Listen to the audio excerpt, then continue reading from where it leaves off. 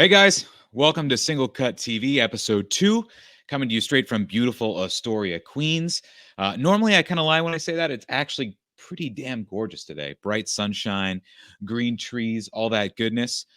For those of you who are watching us live, happy Halloween. For those of you who are watching us next week, I hope we're all still here, but fingers crossed for a good next week. We got a super dope show today. It's going to be a little tighter. We're going to have everybody in here. We got a bunch of good friends, old and new, joining us. We got our guys, Mike and Jay from Terpenes, our homies and friends out in beautiful Hyde Park, Vermont. We're going to be talking about this killer collab, which we just released this week, River Cryin Leonardo. Without doubt, the most intense, extreme, and totally fucking cool beer I think we've ever done. A really, really wacky thing. So we're going to talk about that with them.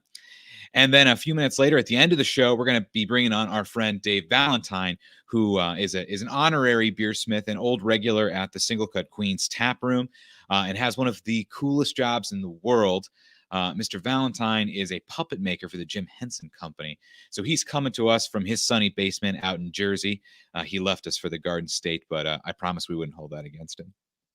Much love to the Jersey family anyways.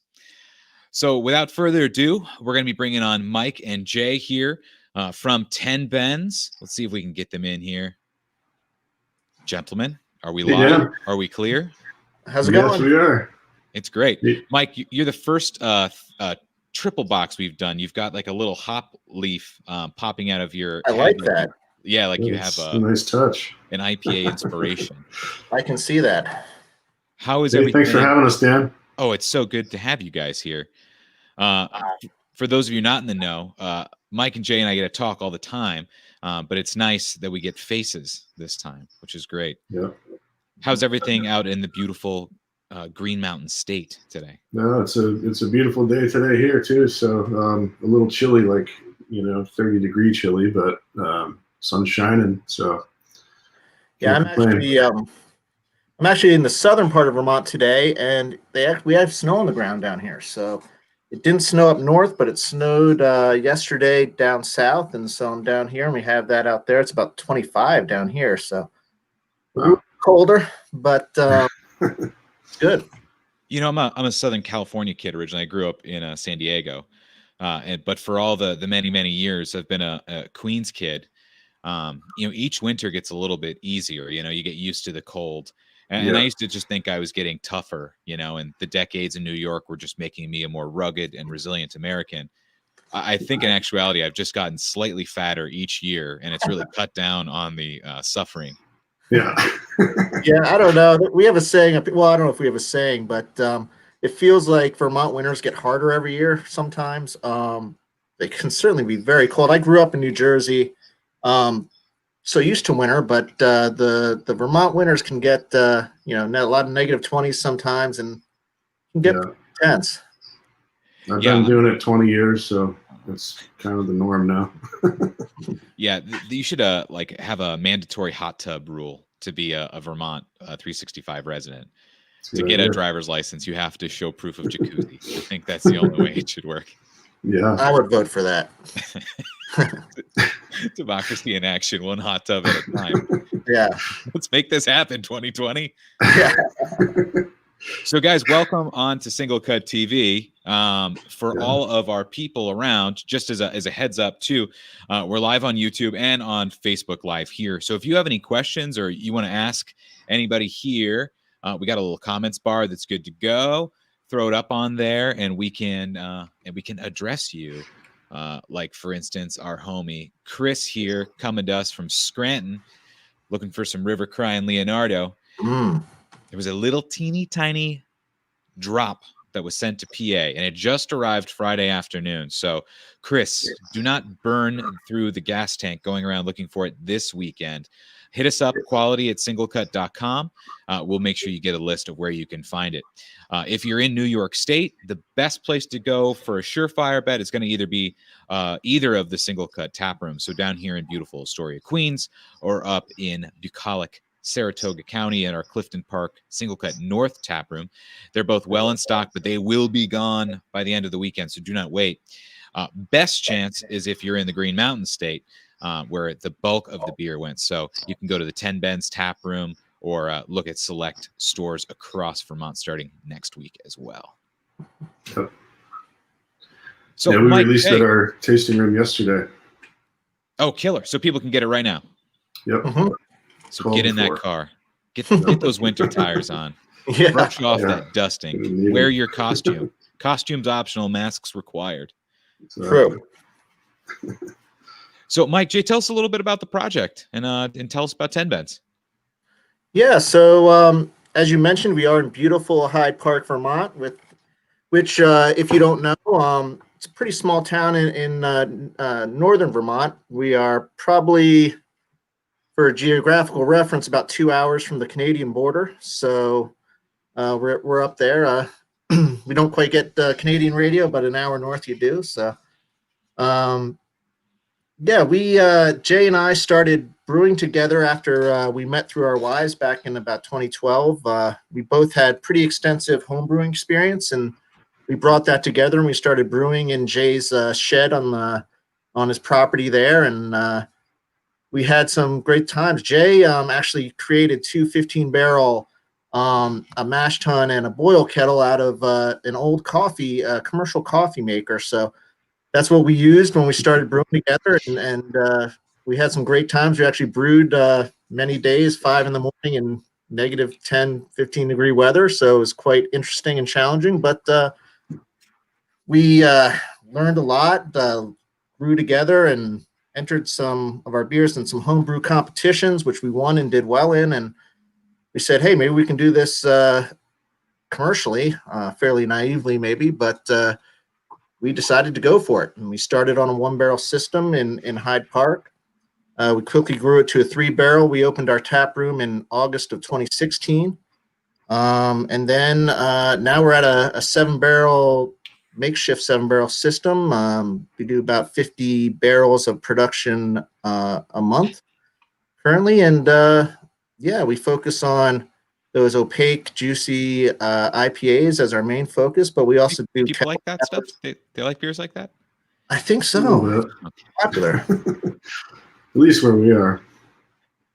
Yeah, I mean, I think they are obviously incredibly popular, probably the most popular style ever right now. But that aside, I mean, we like to make beers that we like to drink, and Jay and I, first and foremost, before we got into this venture, we're craft beer fans, and we like to make beers that we love to drink, and those were our number one. So that's what we focused on, and hell yeah, that's how we got going. But we do some kettle sours, we do amber ales, we have a harvest ale we do every year. We've made beer out of sap instead of water. Pretty unique Vermont type product there, but yeah, we focus on just making the best quality beer we can, and it's been great. Jay, what was the relief like when you found out that your wife's friend's husband was a cool dude? That must have been. It was pretty great, actually, because we were pretty close with Mike's wife at one point, and then she moved to New York City, and then she moved back, and she brought Mike with her, and they came over, and Mike and I just hit it off, and then I think I showed him my brew setup, and I pretty much every day after that I brewed, he just was there, and it became like our thing, and I think for me it was kind of sealing the deal for potentially taking it to the next level, to have somebody there, sharing the love for craft beer and kind of backing me up with the process, and our perspectives on it really complemented each other. So it quickly started turning into something bigger, and we knew it. And like Mike said, we just kind of dove in head first, and we've learned a lot, that's for sure. And it's come a long way. And today it's just really awesome to be able to make the beers that we do and hear people talking to us about how much they like them, and being able to do projects like this with you guys, and making friends in the industry like you guys, and it's been a super experience, and Mike's been a huge part of that. Obviously, like, it wouldn't have happened without that relationship. So definitely very grateful for it. Yeah, that's been definitely one of the weirdest things about 2020 is I think your guys' story is very much our story too. And it's one of those things where, when you get kind of tired of that day job and you make the leap over into doing craft beer, the big reason you do it is because like, man, I just love like this industry. I love these people. It's so great. Yeah. It's such a spoiled treat. And we're so blessed to get to have a good time as part of our work. Right. And then it's just, the last year it's been all Zoom, like everything for everyone. It's been rough, Yeah. The challenges that everybody faces in the industry, even, pre-pandemic, just running a brewery, when you get to interact with other brewery owners or people that work at breweries, they get it. And you kind of are all facing these challenges together. And it's, right. It's not that other people don't understand challenges. It's just we have unique ones, and it's nice to have people to share it with and like work through it and come out on the other side. Speaking of sharing, I got a big beautiful River Cryin Leonardo right in front of me here. You guys got any of this too? I got one with me. Hell yeah! Which I have. Well, I'm cracking mine now. You did the prep work already, Mike. I like it. I feel double bad because our next guest, Dave, is looking on at us, and we missed his delivery to his house, so he's dry. Right. So, Dave, if you're listening, we're toasting you in spirit, and we will make up for this flub. For anybody who checked out episode 1, remember your glass pouring etiquette too. We're gonna give it a 45-degree angle and pour down the side of the glass, and once we get up to the top, we're going to go down the middle so we can get a nice little bit of head there to get some extra aroma. And if I was daring enough to drink a full 10% pint of this at 2 p.m. today, I would always leave that little tiny bit at the bottom of the can so we can make sure if there's any yeast or particulates collected, we can decide whether or not we want that in our cup instead of just being in our cup. But gents, let me turn it over to you. Well, Jay, what are we tasting here? A chin, an interstate Cheers. chin. Chin. I mean, just I haven't even said this yet, but my mouth's watering right now. And the first thing I noticed when I cracked this the first time was just the amazing aroma coming out of the can. And right. The mint on the nose is there, but it's just so delightful. And you get the way that the flavors interact in this beer is what's really special about it. I think it's there's definitely a lot going on. It's a unique beer, probably like you said, the most extreme either of us has ever brewed. And for us it was really cool for a lot of reasons, obviously, to do a collab with you guys first and foremost, but I gotta take a sip of this real quick. And I'm realizing poor manners on my part because I didn't explain what this beer was. We just gave the teaser trailer for the most extreme beer we've ever brewed, and then didn't give any information on it. River Cryin Leonardo is a collab that we just did with 10 Ben's beer. This is a triple dry hopped triple IPA, 10% beast of a beer here. It's dry hopped with pellet hops twice. It's dry hopped with our proprietary single cut hop oils once, but we didn't stop there. Per Jay's inspiration, there's some beautiful fresh peppermint that's added to this beer as well. Not oil, actual fresh leaves that we essentially tied on a fishing pole and bobbed up and down in the kettle. Peppermint's pretty damn strong. A little goes a long way. Mm-hmm. And then for our kind of single cut wacky inspiration part of it, because we wanted this to be a big, bad, beautiful craziness, we added some of our beloved terpenes. And for anybody who's been following us for the past year, you've tasted a lot of these things. But for those of you who are new, terpenes are like essentially like an essential oil. They're essentially an essential oil. They come in a bunch of herbs and plants. They're prevalent in the fruit world too, but the best quality and most intense terpenes come in the hemp and cannabis family. And that's where these terpenes come from. They actually come from cannabis originally. This one is doused with lemon haze terpenes, so oil that's derived from that lemon haze strain by some good friends of ours who do it commercially and give us this incredibly intense, potent little vial of this distilled oil. And really what it does is it gives this incredible depth of flavor, this base note that you just don't get from any other flavoring. And it gives a lot of our beers like a really cool twist, and the peppermint and the lemon haze together is such a wild ride, man.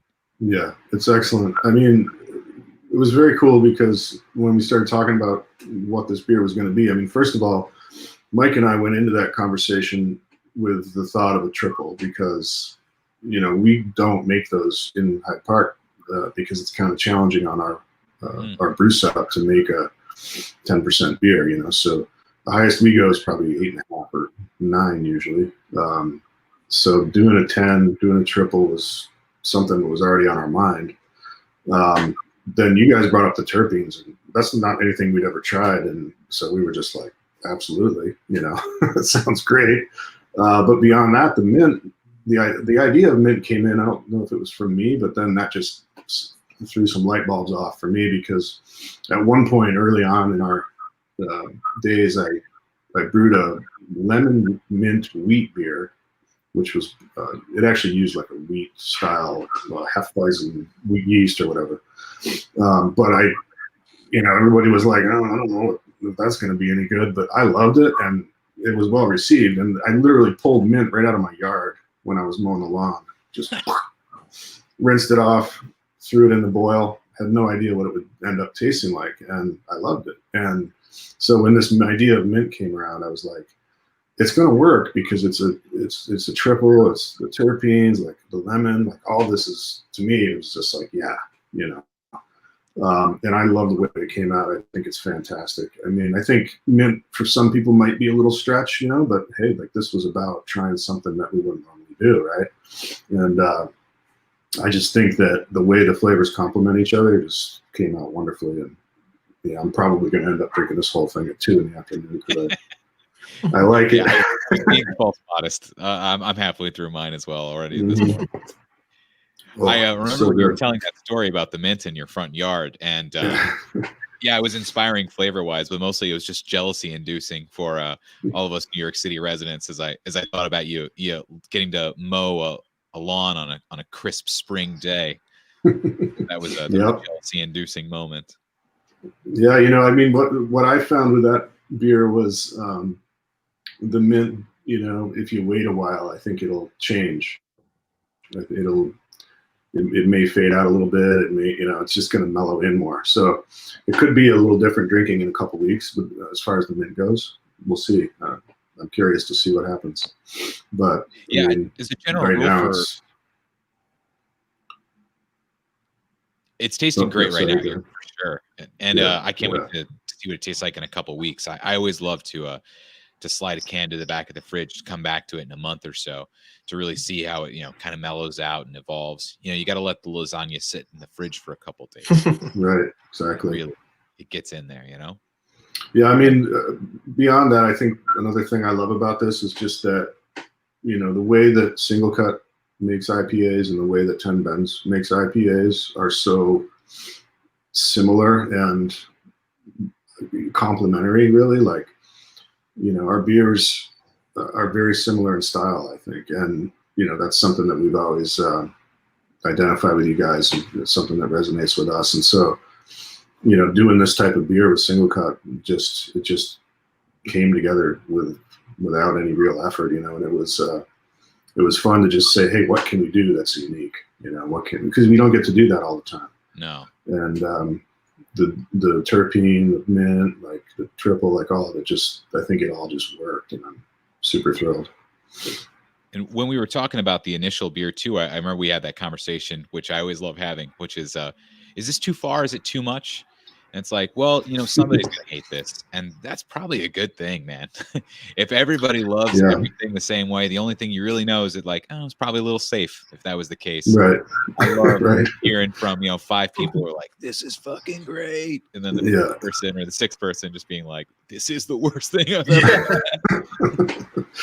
Well, I mean, I think the only thing that might throw anybody off if it does is the mint. But again, like, I think it's fantastic. And I've been checking the ratings on Untapped a little bit because that's always fun, and people are digging it. So, you know, I think it's a hit, and I'm psyched about it. I'm super glad we did it.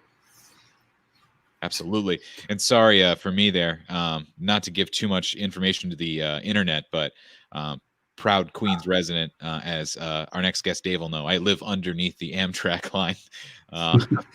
And I told them, guys, it's Single Cut TV day. You gotta turn these things down. But Yeah. I Pause the train. don't throw out water like that in Queens anymore. Unfortunately, Right. It's too bad. For those of you just joining us, because we got a few more people logging on here, we got Mike and Jay from 10 Ben's Beer out in Hyde Park, Vermont, joining us here on Single Cut TV, and David Valentine will be on with us in just a few minutes. We're drinking River Cryin Leonardo here, a triple dry hop triple IPA with peppermint leaves and lemon haze terpenes, which 10 Ben's and Single Cut collabed on, just released this week. So, guys, you've had a big expansion the last couple of years. Fans don't have to just go to the tap room in Hyde Park anymore. They can grab your beers all over. Mike, where can people find 10 Ben's now if they're tuning in, from all over the blue world right now? Sure. Well, throughout the state, throughout the full state of Vermont, we distribute some areas of Vermont ourselves under our distribution company, Spectrum Craft Distribution. And the rest of the state is done by the Vermont Beer Shepherd. Outside of Vermont, we're available in about, I want to say 10 states now. Maine, New Hampshire, Massachusetts, New York, New Jersey, Pennsylvania, and Northern Virginia, and DC. And then hopefully we'll be in Connecticut next month. So it's killer. Find us all over the Northeast there. And in certain supplies, we do a bunch of our flagship beers, Northern Heights Double IPA, Green Fountains IPA. We do that out of the facility in SingleCut North, in Clifton Park, New York. And then we do some of our own experimentation beers, etc., that can be found throughout Vermont. Our kettle sour kind of stuff in Vermont only, but we try to get as more variety out there to the states as we can, and yeah, that's where we are. And we got that very dope and equally dead inspired Cream Puff War coming out next month as well, right? Sometime in November. Yeah. First time brewed outside of Vermont, and it'll be the first distributed outside of Vermont in a large capacity there. That's gorgeous. I love that Cream can. Puff can. Yeah, beautiful, beautiful, beautiful. Well, killer. Jay, Mike, thanks so much for joining us. But we're going to send you off with the same question we have for everybody. What are you listening to this month, and what can everybody watching Single Cut TV listen to get that 10 Ben's feel? Ooh.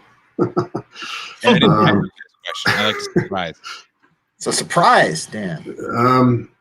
Mike, can I start with this one? Well, if the audience hasn't figured it out, the collab name was inspired by the Grateful Dead, of course, as was the name of Cream Puff War. We aren't like, we are Deadheads, but we're not like, just married to the idea of naming all of our beers after Grateful Dead music. But it's so easy to do sometimes and it's so fun and lyrical that it's just, you can't resist, right? So of course the Dead is always inspiring us in some way or another, or just getting us to sing. When it comes to new music though, like I've been listening to the new Kevin Morby record a lot. Oh yeah. If you haven't heard Kevin, check him out. Yeah, good stuff. And I gotta throw a shout out to King Tough. Man, that guy is like apocalyptic, and like he'll tell you all about what you're doing wrong in life. Check out his new album, the Circuits in the Sand in particular. That song, wow. Those are great. Great recos. Yeah, so check those out, and of course, the Dead always inspires what we do, and you can get a feel for what drinking one of these might be like if you throw on a little China Cat. You always joke we could just do the whole brewery Dead themed, or I should say I could do the whole brewery Dead themed. Yeah, absolutely. Yeah, definitely. Mike, what are you listening to before we go? Well, I just actually just got a new ride, so I got 6 months of free Sirius. So I've been really just hammering on the Grateful Dead radio and Fish radio. And when I'm not listening to those two, I'll tune into some Howard Stern. Those are really what I've been listening to recently. Just enjoying the Sirius. So. Mike, I forgot you have a little bit more jam flavor than the rest of us. You know what we've been listening to a lot on the long days is this band from Connecticut, Goose. You know Goose? Yes. We've been they're loving kind of Goose. the people in the Fish scene in social media started talking about them 6 months or so ago. So I listened to some live stuff. They jam out pretty good for sure. Really enjoy it. I'll have to check that out. You got to keep it jammy, man. That's right. Well, our Vermont brothers, always on brand. I love it. Keeping Thanks, it Dan. crunchy up in the Green Mountain State. Mike and Jay from 10 Bens, thanks so much for joining us. If you're new to 10 Bens beer, you can find it all over the Northeast, like Mike was saying. And if you want to try some River Cryin Leonardo, come to either of the tap rooms or all 3 tap rooms, either Single Cut or the 10 Bens tap room out in Hyde Park, Vermont. It is a good ass day for a long drive out to beautiful Vermont. So get out there, people. Go get it. Mike, Jay, Cheers. huge cheers to you guys from Cheers, Queens Dan. to Vermont. Love Cheers. seeing you guys. Thank so you, much. SingleCut TV. Thank you, Dan. Thank you. Have a great Halloween. Killer. Those guys are the best. We love them so much. And if you haven't had 10 Bens beer, Jay really hit it on the head. Obviously, we and 10 Bens, have our own style and way of doing things. But if you love Single Cut beer, 10 Bens beer speaks that same language. They really go back and forth. So they're killer. Go out and grab some of their beer and give it a whirl. All right. So next up, we've got our good friend David Valentine coming to us again from the Garden State. I was going to hang out with him and some of his friends down in his basement. Dave, are Hi. you there? I'm hearing you. Are you hearing me? I'm hearing you loud and Hello. clear. We're all good. Yeah. Oh, How's it going? there we go. It's good.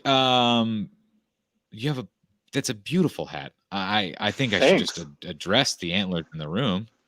I put some antlers on. I made these for Will Ferrell a couple of years ago for when he was on the Chris Gethard show for a particular episode. Okay. It was excessive. It was crazy, but I just yanked those off set when he was done with them. So there's only one way to do things. Yeah, you just gotta go. Those are mine. God bless. So how's it going? It's going pretty good, Yeah. Sitting here in the apartment, staring at the sunshine. That's my natural alignment anyways. I like to see beautiful things from inside looking outwards. Yeah, it's a beautiful day that's actually not raining, so that's a good start. That is a big one. Yeah. Dave, you've had a big year. Yeah. You guys moved into a beautiful new home. Congrats on that. Did. Thanks. Did you guys did you make I see some themed puppets behind you. So is that the two of you? Yeah, it is.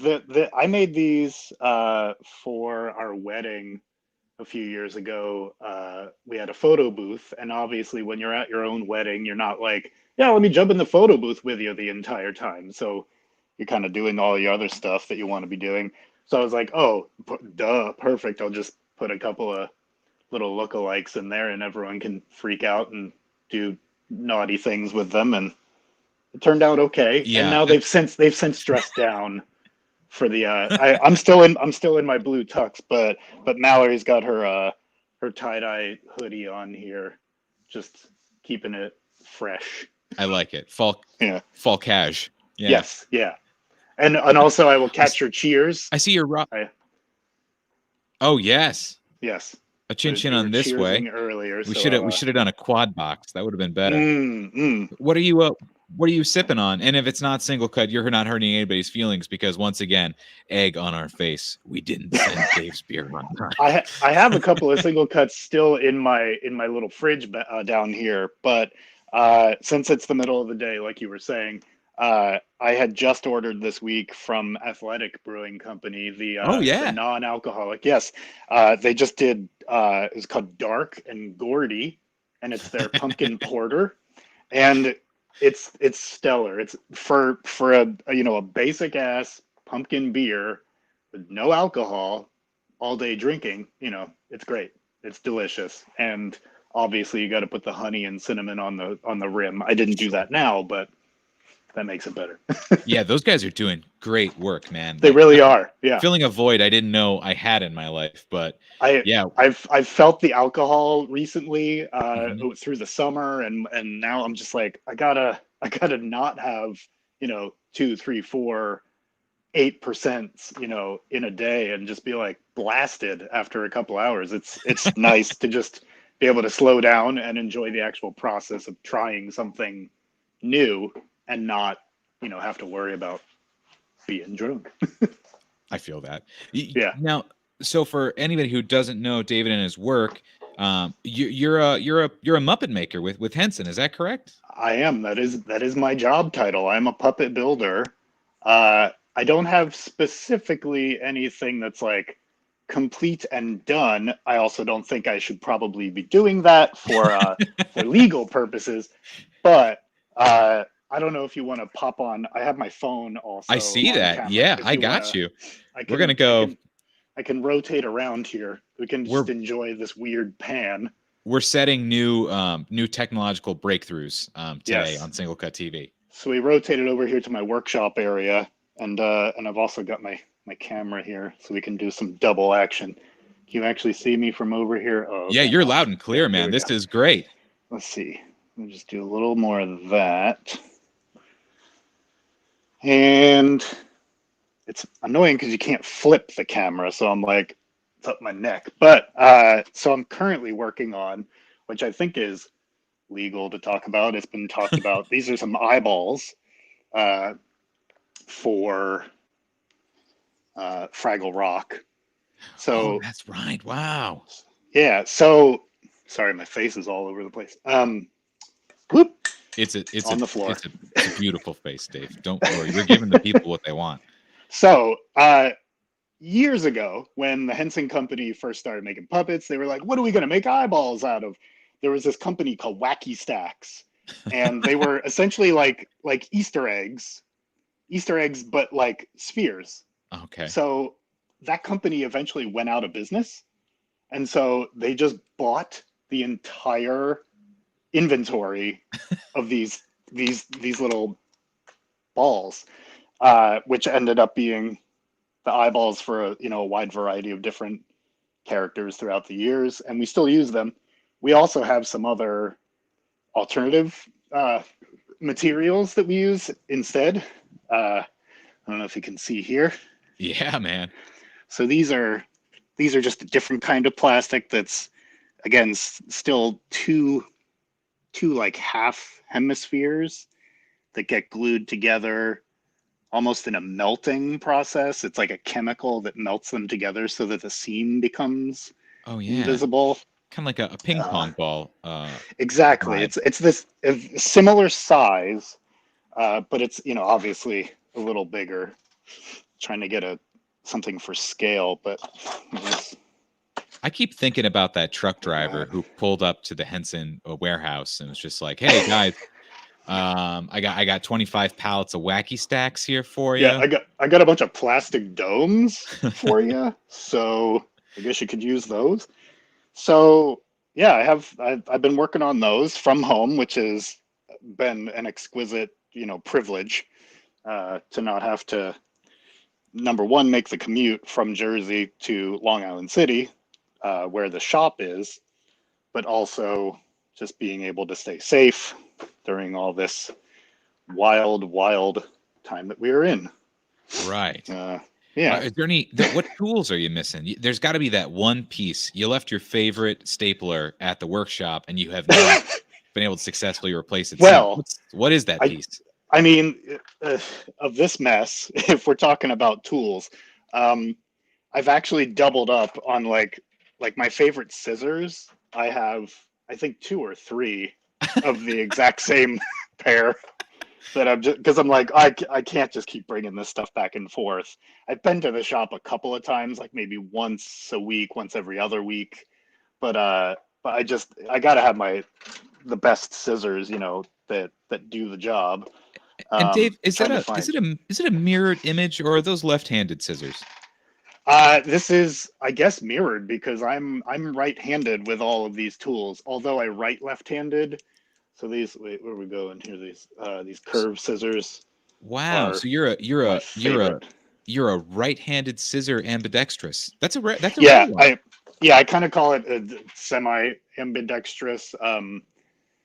If I'm like painting something, I'll maybe sometimes go left-handed. Right. Or if I'm using a drill, I'll go right-handed.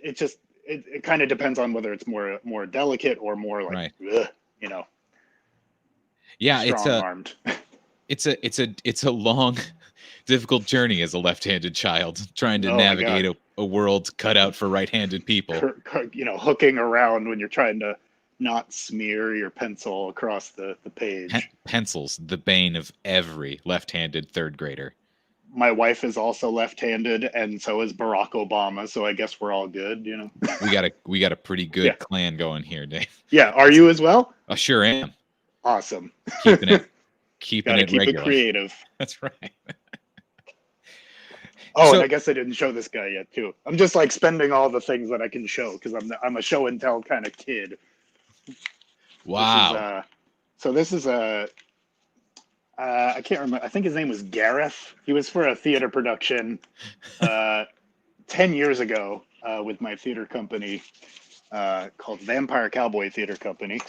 And it was like a send-up of Halloween horror kind of movies, but all just done on stage with lots of blood coming out of super soakers and stuff. It was a super fun, rude amount of humor and fun.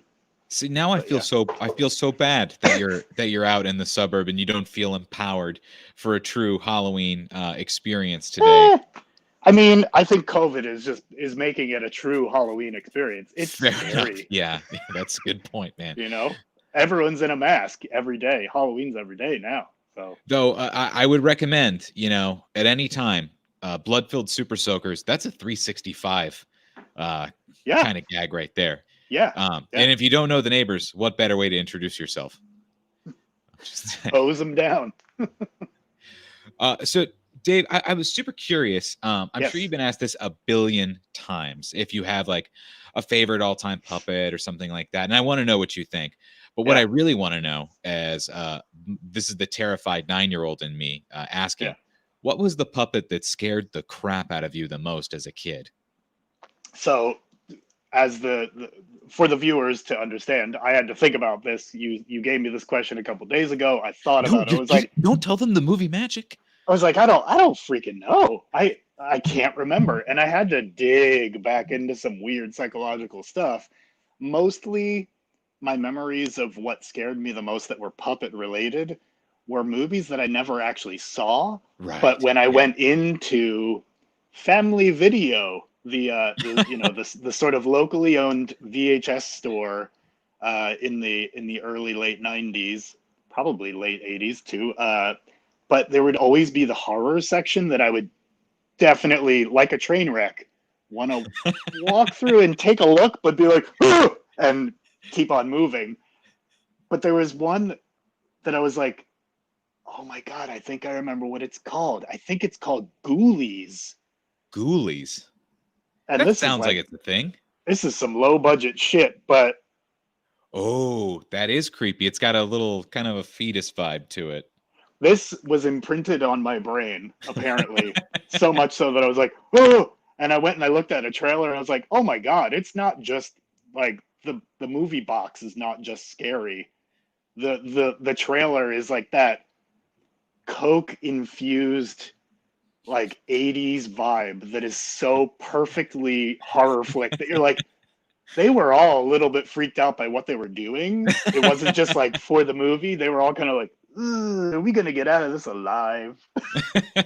But like all the photos are just like too much. And they're just all coming out of toilets. I mean, that's all the promo stuff, but they do some weird, gross shit, and it's not just this like little Cabbage Patch muscly looking thing. It's like it's other shaped lizardy things as well. But that I was like, ugh, I don't want to use the toilet. So you got some homework, man. You need to deliver us a 2-page double-spaced written movie report on Ghoulies. I was thinking about watching it last night just so I could be like, well, I recently watched it, but I was like, no, that sounds dangerous. That's been a theme in the Single Cut Dan household this month, is going back and watching all of the horror movies, which I was so petrified by as a child that it put me off until my mid-30s. I feel like I think I tried that with Chainsaw Massacre, maybe, because I had never seen that. I'd only ever heard that it was terrifying, but I think I watched like the first 15 minutes once on the couch in Astoria, and I was like, maybe later. It's not that I'm like real into being scared or like actually scared. I think it's that I'm just kind of like, I don't think I have the patience for what they're trying to do here. In the way that like Gremlins is super fun to watch, because you're like, it's essentially a comedy, but it's still scary. I don't know. The horror comedies have still eluded me. We went back per this tradition, and last night we saw The Leprechaun, Jennifer Aniston's premiere film. Yes. And I feel bad for wasting so many 8-year-old nightmares on it, for sure. Right. But oh my God, I fell asleep so many times. Is that the one that has all the sequels that are like Leprechaun 2, Lost in the Bronx or something? There's like 8 or 9 sequels for sure. Yeah, it's a lot. And Warwick Davis is in all but 2 of them, playing the he goes to space for sure. He goes to space. Yeah. It's it's okay. It's okay. Yeah. The Muppet that kept me up in my dreams was, if you remember back, and not to assume you were into it as a kid because you work for the company now. Were you a Muppet kid growing up? I was a Sesame Street kid until middle school when I got involved in after school stuff. But like, yes, essentially, but not like Muppet Show, like mostly just Sesame. In the first Muppet Show, the one that Jim really did himself, there was one scene that's kind of burned into my brain of a Lawrence of Arabia styled scene of a musical number. I want to say it was called The Sheik of Arabique or something like that. And it's a nefarious Lothario seducing his female puppet victim. And then at the end of the skit, he removes his face covering to show his fangs, and that he's going to eat this woman. Right. That didn't work for you. It didn't. Well, it worked very well. All the wrong way. It worked too good. Yeah. So. Yeah, there are so many sketches, I guess you call them, from that entire series that can go to really weird, dark places really, really fast. Like you're thinking, oh, it's all good, it's all cool, and then just explosion and something's gone, and you're like, what? Did that guy just blow up? That's okay. Okay. God bless. Yeah, I guess I'll just be calloused in this moment and move on. I hope we're okay. So what's your favorite puppet you've ever made? What's the one that you're the most proud of, or you have the most spiritual ownership on?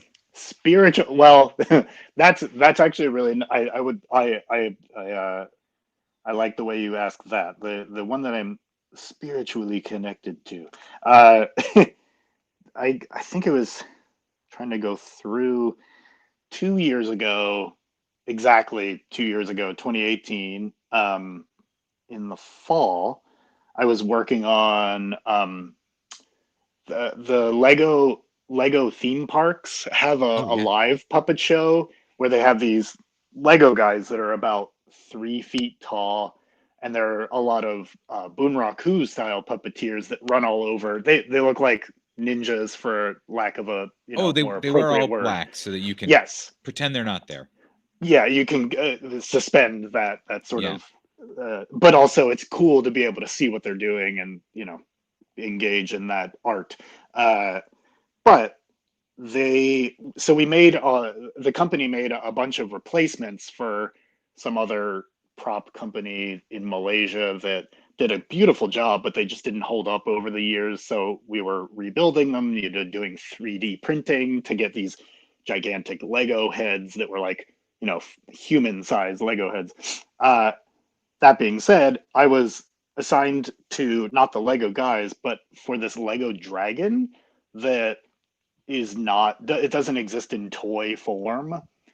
They just had a couple of sketches of like what they wanted it to look like.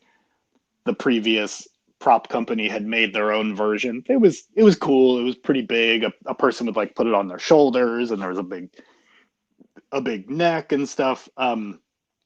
Just quickly trying to find a little video. I had a great time making a newer version of that. Whoa! I haven't been able to post it yet, just because I don't think they've been using it yet. They, as of the moment that we sent the replacements of the Lego guys and this dragon, the theme park was in, I want to say it was in Dubai. Okay. There's a Legoland in Dubai. I would believe that regardless. And so they were pumping up some of their oil money, I guess, to build like a even bigger, grander stage Legos for the are show. made of petroleum products. It makes sense. That logic Also checks. that weird. Yeah. Didn't think of that. So they I guess they're building a larger stage, and I don't know if this stage is even done yet. So that these things that we worked on might still be in there, like shipping these like big wooden shipping crates that we sent overseas. But so I'm not sure if they're even using it yet, which is why I haven't posted it online yet. But it's just really cool. It's gorgeous, man. How would you feel if that actually is just in some billionaire son's like pool house, just entertaining guests? I'd be cool with that. I think Richie Rich deserves to have a gigantic dragon that other kids can be like, Dad, why can't I have that? Daddy, I wanted a mountain. You're like, well, here's a dragon. Sorry. Yeah, it was super fun. The engineering inside of it was just all like extremely simple as possible. It was like similar to a Steadicam that like a camera operator would have, like where they have the shoulder harness and the little spring loaded sort of arm that holds up the camera. I'm doing this with a 16-foot foam dragon neck, and you kind of almost don't feel it. It just floats in front of you, which was a really fun challenge. And I think that's kind of the projects that I gravitate towards the most are the ones that I just feel the most challenged on and then land with this successful sort of feeling. Well, Dave, I hope you sleep well at night, knowing that regardless if you have a good day or a bad day, or the project was a success or it went into the garbage, you have without doubt the coolest dinner party job of all time. That's what my wife works for Facebook, and she's like, I got the cool job, but he's the one who gets, everyone's always like, wait, what, Muppets? It's like, yeah, okay. Funny. All right, so you have to we have like a little rite of passage here on Single Cut TV. You heard one of the two questions that get sprung upon you, and I'm going to ask you about what you're listening to and what our viewers and listeners here need to listen to. Forgive me, I have this fun, cool new mic, which is way too nice for me. It is beautiful. Is it Audio Technica? I don't. It's technical. You don't know. I know that for sure. Okay. It's technically a microphone. It was. It technically needs phantom power. I knew that word to ask at least. I knew that word. That was good. Sorry, I'm running away so that I can get records. It's because you're going to need that. You're going to need to tell us what that record is. But near and dear to my heart, probably in my heart in several inopportune places. What is your go-to drive-through McDonald's order. You're banging down the 95. You're heading down to the shore. You swerve off when you see those arches. What are you getting? I'm going to preface this with I'm a vegetarian, so Okay. the likelihood of this is dire. It's a dire situation. It is a particularly rough drive-through for vegetarians. That is unfortunate. Yep. Yeah. This is because like I haven't had food in days apparently if I'm doing this. But hello, I'd like calories, please. I mean, I think I'd probably get the largest black coffee they have. So that's probably pretty good. Bold choice. Yeah. It's gonna be hot, you know that. And then it's gonna hot. It's gonna burn my hands. And I'd probably just get a gigantic French fries. Is that disgusting? Not a bad call. No, that's a pretty expert decision you just made for yourself right there. Yeah, like move the fuck along. Like, it's time to go. I don't need your chicken. Okay, so you pulled off the exit in Connecticut. You're going to Boston, okay? Yeah. Connecticut. Say what you will about them as a state, but Atlantic Brewing Company. Excellent beer, excellent people, world class rest stops. The best. Yes. The creme de la creme of rest stops. Much more cozy. That's right. You have your full plethora of options for fast food. And don't be fancy on us here, Dave. We know you get down and dirty just like the rest of us. Yeah. What's your rest stop go to? It has a Taco Bell, it has a Burger King, you even have a Qdoba. Ooh. What are you grabbing to slam some grease in your face and get back on the road? I mean, I used to like. I always pronounced it wrong too. Qdoba, whatever it is. I always liked their burrito bowls. They were fine. There we go. I thought I was actually making a good choice having that. Maybe I'm lying to myself too. the queso nachos were probably not the best like side for a pile of beans, but I'm gonna have to stick with the same topic or food category and say Taco Bell. Probably I'd probably go like I want a crunch wrap, hold the beef, add extra refried beans. As a It's former disgusting, vegetarian and myself, I would totally hit it.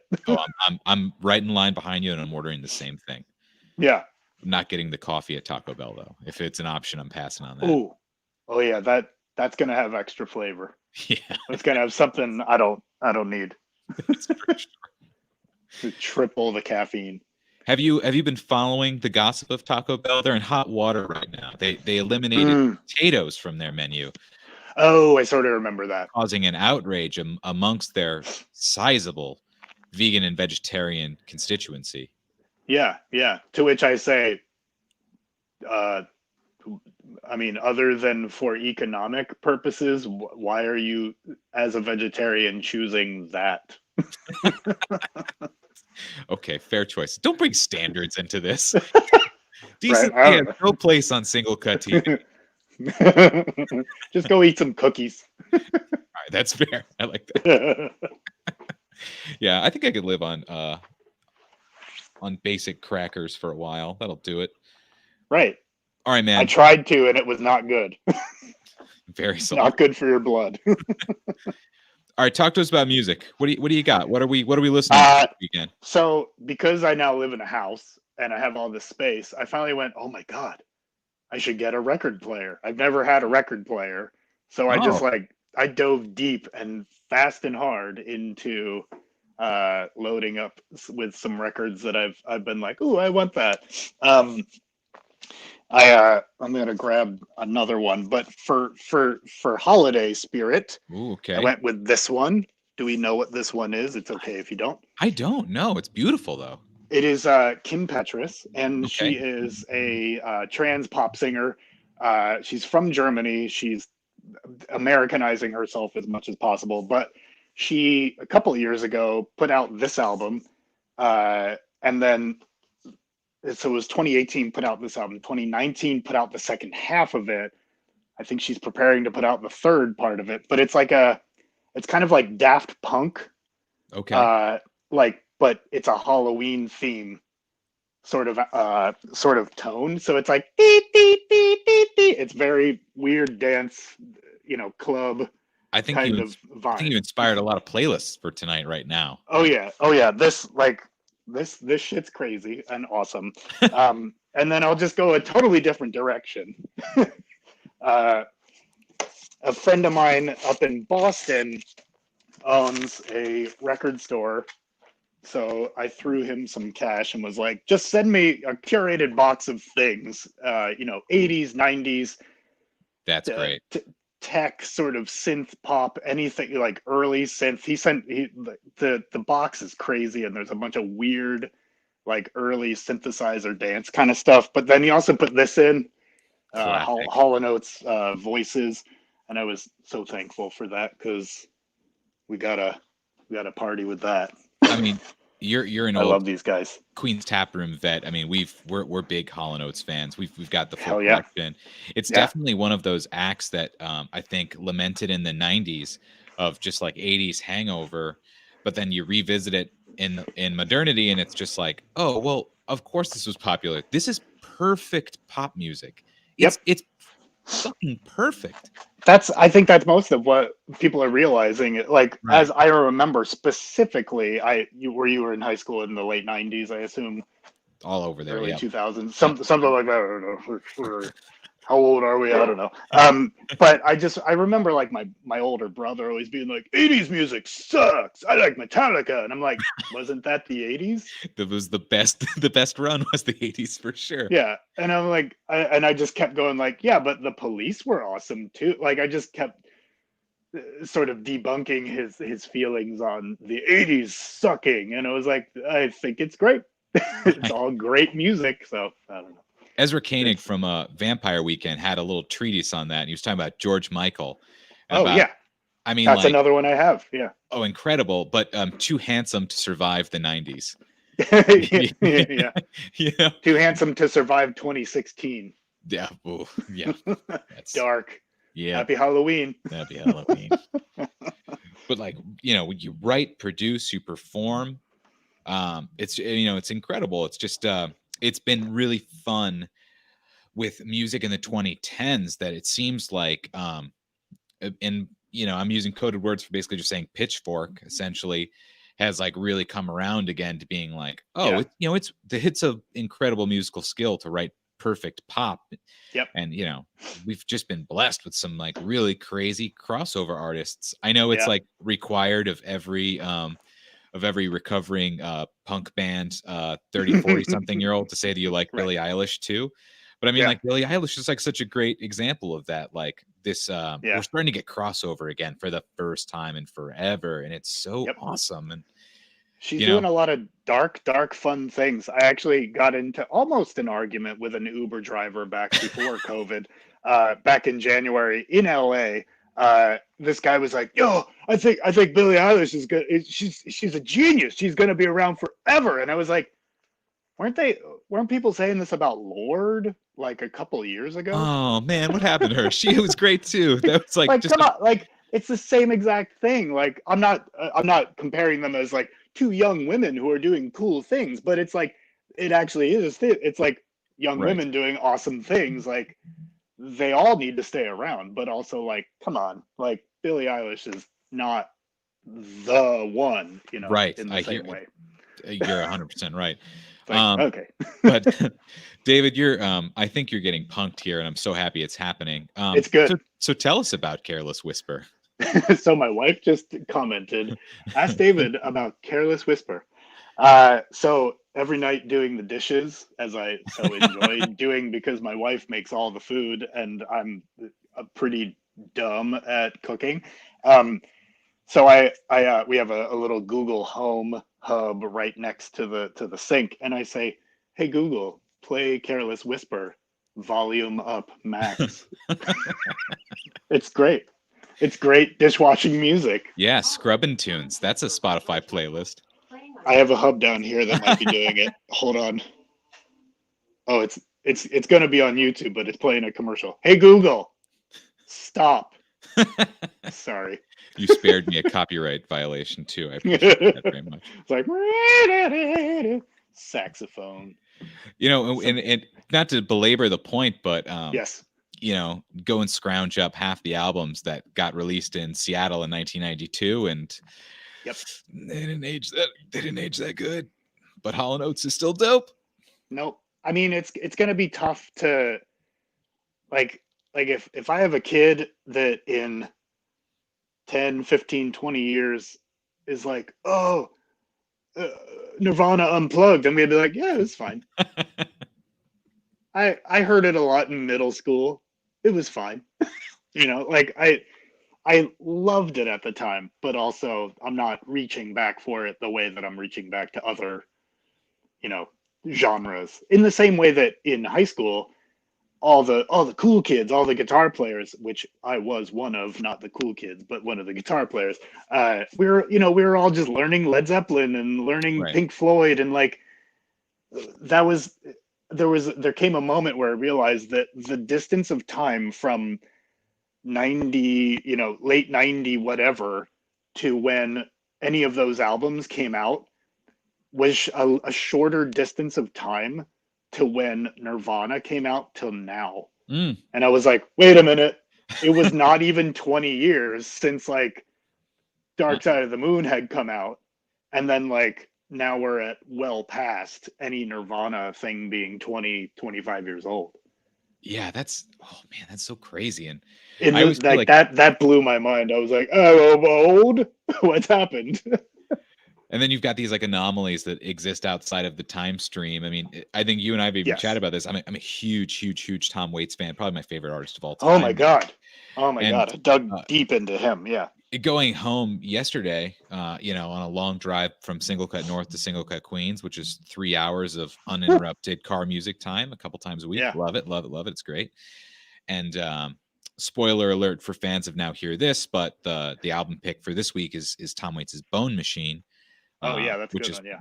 an incredible album. Came out in 92, but I thought, you know, man, I haven't listened to Rain Dogs in a long time. And I went back, that's 1985. And if you think about that, you know, operating in that same time frame as like that, the latter Hall & Oates of still, you know, flipping their hair and going back and forth, not speaking ill of that, but just what a big world this is, man. Yep. And some things are timeless, some things are so classic to their era. I immediately am drawn to the scene of Doc showing Marty the time on one line on the chalkboard and saying, then there was a skewed tangent that we're in. That, I mean, like, Tom is down there. He's like, hi, I have my own universe. You can come along if you want and stomp your boots and chink your chains, but like I feel like Doc and Tom Waits would have gotten along pretty well. Oh yeah, they're one and the same. They're buddies. And sure. if I can try and sweet talk Zemeckis into a remake, I would like to recommend we replace Christopher Lloyd with Tom Waits. But Tom Waits doesn't get a script. He just gets to ad lib whatever he wants. Coughing and gurgling his way through whatever he Marty needs to bark about. We're going back to 1985. I would watch that. It would probably be really slow, not dissimilar to the you didn't by any chance get to see the Robert Wilson directed theatrical production The Black Rider? No. With all of Tom. I got to see that in England in 2004, and it is like, I loved it.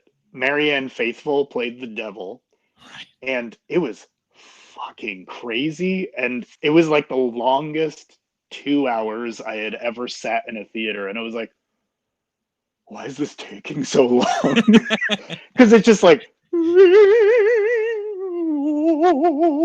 very stylized, big, grandiose sort of theater moments, but all Tom Waits. And crazy. I'm gonna become a theater producer, and you just signed on as a co-producer.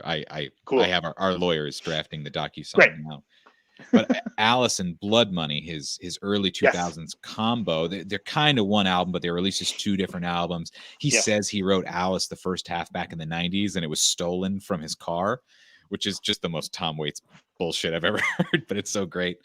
What? Like, oh my God, that needs to be a theater production. Well, I think Blood Money ran as I think he pronounces it Wozak, but it's Wojciech. Yeah, I Wojciech. might be Yeah. very wrong, but yeah, but I think that ran as a production in Germany, also by the director Robert Wilson, I believe and that. I think Alice was as well. I think they all were theater productions that maybe had very short runs in like Hamburg, um, but yeah, like I've always back when I was really listening to him a lot, I was always digging as deep as I could into the early 2000s internet, trying to figure out what did these productions look like, because I had seen The Black Rider and I was like, oh, I gotta, what else has Right. he done? This is crazy, but it's very little on it other than like the official Tom Waits archive, which is like it seems like a tighter locked case than anything Prince has Right. ever produced. It's like never gonna get in there.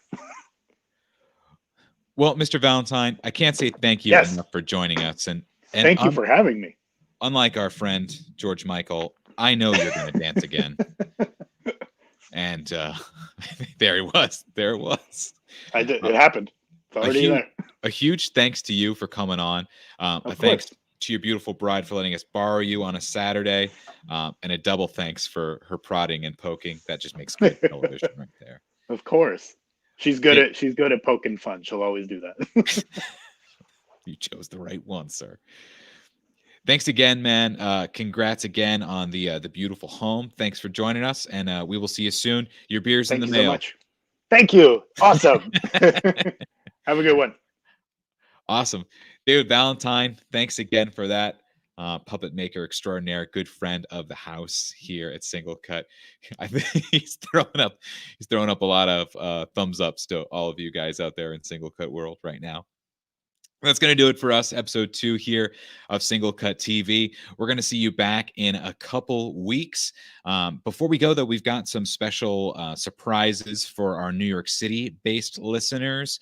If you want to grab some delivery from our tap room this weekend, use the promo code RAINDELAY, RAINDELAY. I could probably put that on the screen, but I didn't think of it until right now. That'll get you free delivery anywhere in Bronx, Manhattan, Brooklyn, or Queens. For our fans down in Staten Island, we love you. We love you. Not quite yet, but we're working on it. Maybe we'll try and get a special day to get right down to you. Half Stack is coming out next week. You guys haven't seen that in cans in years. My absolute drop dead favorite beer we've ever made. Super well balanced, the perfect food beer we make. That's going to be kind of the November can of the month, and it's dropping next week. Half Stack in cans. What? Anyways, I have to give you the obligatory and heartfelt, if you haven't voted, for the love of God, go vote. Go vote, vote, vote, vote, vote. You don't have that much time left, but don't worry about it. Thankfully, everybody's been so good about voting early. Even if you vote on Tuesday, the lines are not going to be that bad. I promise it'll be fine. It'll be easy. Go do it. Go wait. Allocate some time. It's majorly important. We cannot stress it enough. Go vote, go vote, go vote. That's not a political statement. That is a statement for your friends and neighbors. Be active, be engaged. Vote for your neighbor, not just vote for yourself, is my MO on that one. Anyways, we love you. You want some beer, rain delay, get free delivery at SingleCutDelivery.com. If you're up north, you can get your orders picked up early at SingleCutNorth.com. And as always, you can follow us at SingleCutBeer. Right there, right there. I got to learn how that mirrored screen thing works to find out all the news, the news and the now. You guys know what I'm talking about. You know how the internet works. All right, guys. Thanks again. We will see you soon. This has been Single Cut TV, and we will see you soon. Adios.